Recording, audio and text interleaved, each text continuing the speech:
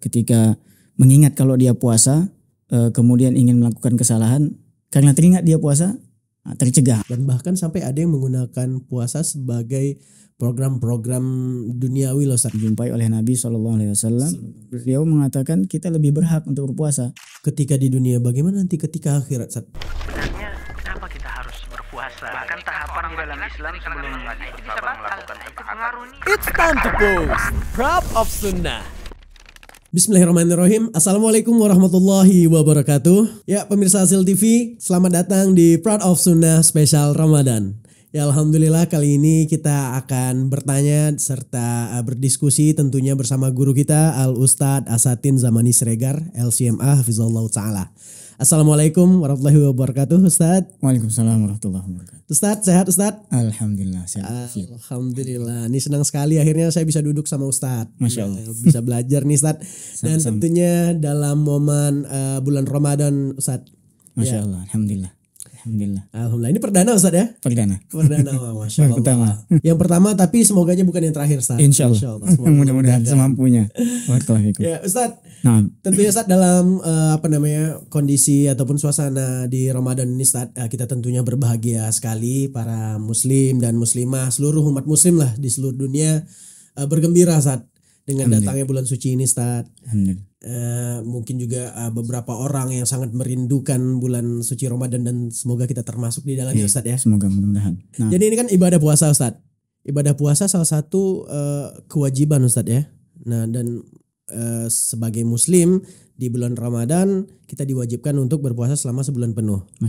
Nah tapi mungkin Ustadz masih ada nih Ustadz yang saudara kita ataupun orang-orang yang bertanya sebenarnya kenapa kita harus berpuasa gitu Ustadz? Ya kan untuk apa puasa ini? Kenapa kita harus menahan lapar, dahaga, harus menahan syahwat dan lain-lain?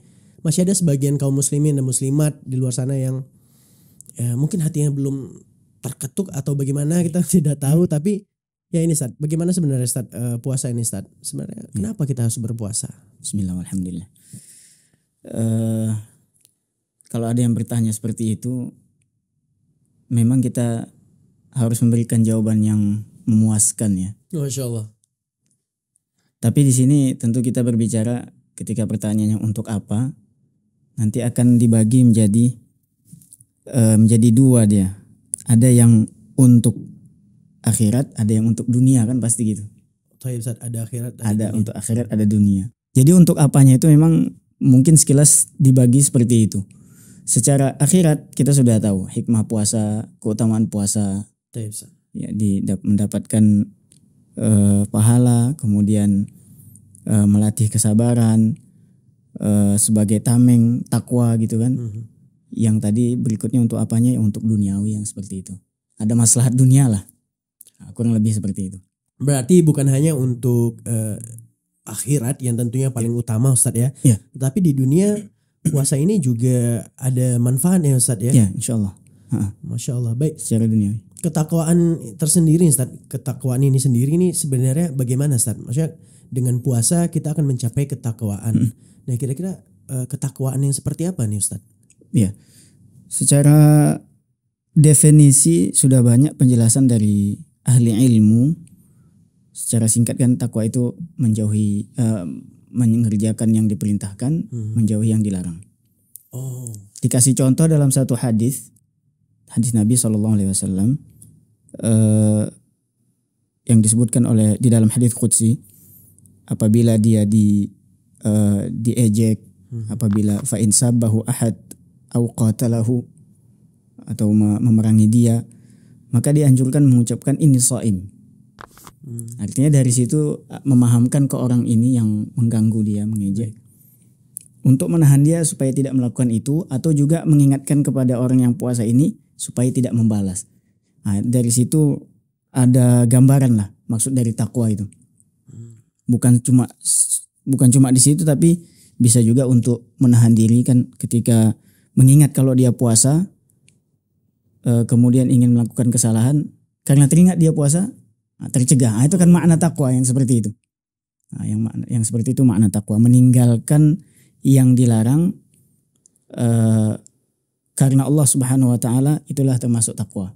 Oh, karena Allah Subhanahu wa karena taala. Allah Subhanahu wa taala. Dan salah satu mencapainya adalah dengan melakukan ibadah puasa. Nah, dengan berpuasa. Berpuasa tentunya khususnya di bulan Ramadan Khususnya di bulan Ramadan yang semua wajib. umat muslim diwajibkan. Diwajibkan. Iya. Nah, Masya Allah.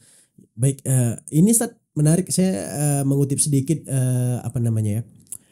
yang Ustaz sampaikan tadi, Ustaz, bahwa puasa ini tadi juga nggak hanya berbicara tentang akhirat yang mana yang ini paling utama, tapi juga kesehatan, Ustaz. Iya. Dan sebagian ahli medis juga berpendapat bahwa puasa ini untuk kesehatan bagus, Ustaz ya. Iya. Dan bahkan sampai ada yang menggunakan puasa sebagai program-program duniawi loh, Ustaz. Ada yang untuk mengurangi berat badan segala macam. Nah, Masya Allah. ini menarik mungkin, Ustaz ya. Iya. Tapi yang paling penting untuk mencapai ketakwaan kepada Allah Subhanahu Ya, wa taala. itu yang paling penting. Betul. Berarti kalau misalkan masih ada yang tidak mau berpuasa, ini bagaimana menunjukkan ketakwaannya kepada Allah nih, Ustaz? Nah, ya itulah memang harus kita fahamkan, namanya seorang muslim kan, difahamkan bagaimana syariat Islam ini mengatur masalah puasa ini. Jadi bukan sesuatu yang baru sebenarnya di dalam Islam. Bahkan kutiba alaikumusiyam kama kutiba alal ladina min qablikum. Berarti ini sudah lama, syariat-syariat sebelumnya juga seperti itu. Bahkan tahapan di dalam Islam sebelum puasa Ramadan kan ada itu dijelaskan di dalam dijelaskan di dalam tarikh, di dalam sejarah. Baik. Awalnya dulu adalah puasa 10 Muharram, puasa Asyura yang terkenal dengan puasa Asyura. Sebelum Ramadan ada puasa Asyura, Ustaz? Iya, itu dulu kan sebelum dihapuskan kemudian diganti dengan Ramadan, itu hukumnya wajib. Oh, dulunya puasa Asyura yang wajib? Iya, puasa Asyura. Itu belum ada hukum Ramadan. Dan itu telah berlaku sejak zaman Nabi Musa dan sebelumnya. Berlaku sampai kan kisahnya ketika kaum Yahudi berpuasa juga di hari itu, dijumpai oleh Nabi SAW. Beliau mengatakan kita lebih berhak untuk berpuasa. Akhirnya diperintahkan puasa, itu yang dikatakan wajib sebelum datang Ramadan. Jadi mengingatkan itu kepada kaum muslimin, ini syariat yang sudah lama gitu, ditetapkan dalam Islam, disempurnakan ya bulan Ramadan. Jadi setelah Asyura di tahun kedua muncullah syariat Ramadan, maka diwajibkan. Masya Allah, tabarakallah. Ustaz, baik, diwajibkan puasa di bulan Ramadan. Ini kan bukan tanpa terkecuali, maksudnya seluruh umat muslim dan muslimah nih, Ustaz. Wajib puasa di bulan Ramadan ini kan, kecuali ada uzur. Ada yang uzur gitu, ada orang-orang yang diberikan uzur, Ustaz ya. Nah, misalkan selain orang-orang yang diberikan uzur ini, Ustaz, yang memang tidak mau berpuasa, Ustaz, ini bagaimana konsekuensinya, Ustaz? Memang tidak ada toleransi. Kewajiban puasa Ramadan dijatuhkan kepada semuanya.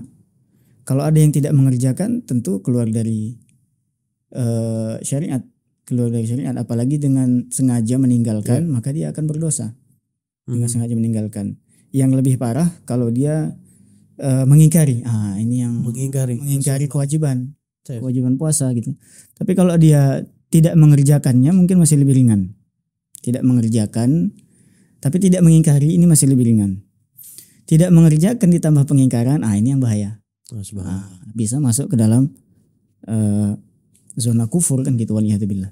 Oh, berarti jika dia seorang muslim yang percaya bahwa wajib berpuasa di bulan Ramadan, tapi dia tidak menjalankan, Ustaz. Tidak menjalankan. Mungkin ya la haula wala quwata illa billah, itu karena malas, karena dia memang tidak mau. Ini ada konsekuensi yang dijelaskan enggak, Ustaz, dalam Al-Qur'an ataupun hadis, Ustaz? Bagaimana orang-orang yang tidak mau puasa ini, Ustaz? Untuk diajak dulu terlebih dahulu, disuruh bertaubat, kemudian diajak berpuasa. Karena yang seperti ini sudah jelaskan, dan kewajiban-kewajiban yang rukun Islam itu akan menjadi hukumnya hampir sama nanti dengan sholat, zakat. Kita tahu sholat yang meninggalkannya dengan sengaja itu nanti ada hukum bahkan disepakati dalam 4 mazhab kan, yuqtalu haddan, artinya dihukumnya dengan seperti itu. Tapi tetap diajak untuk bertaubat sebelum akan dilakukan qisas atau had itu. Seperti itu juga zakat. Zakat kan ketika zaman Abu Bakar banyak kaum muslimin yang enggak mau, kan diperangi sama Abu Bakar, itu kan sejarahnya seperti itu. Termasuk juga puasa. Diajak dulu, mau enggak puasa? Harus diajak dulu gitu. Baik. Sebenarnya kalau enggak mau dan mengingkari, hukumnya hampir sama. Itu ketika di dunia, bagaimana nanti ketika akhirat, Ustaz? Ancaman yang untuk orang-orang seperti ini yang memang tidak mau berpuasa ataupun sengaja membatalkan puasanya. Oh jelas itu diancam karena ini termasuk keimanan dan kemudian mengingkari keimanan itu dia masuk ke dalam zona kufur. Oh, diancam langsung, Ustaz. Nah, diancam. Waliyadzubillah. Baik, ini jelas ya. Semoga kita semua bisa lebih menyadari bahwa konsekuensi puasa ini agar mencapai ketakwaan, Ustaz ya. Jika tidak, ini waliyadzubillah azabnya sangat pedih itu, Ustaz ya. Ini semoga puasa kita di tahun ini, di Ramadan ini diberi kemudahan oleh Allah Subhanahu wa taala. Dan kita juga dihindari, Ustaz ya, dari menyepelekan ibadah puasa ini, Ustaz ya. Karena sekali lagi puasa adalah untuk mencapai ketakwaan gitu, Ustaz, kepada Allah.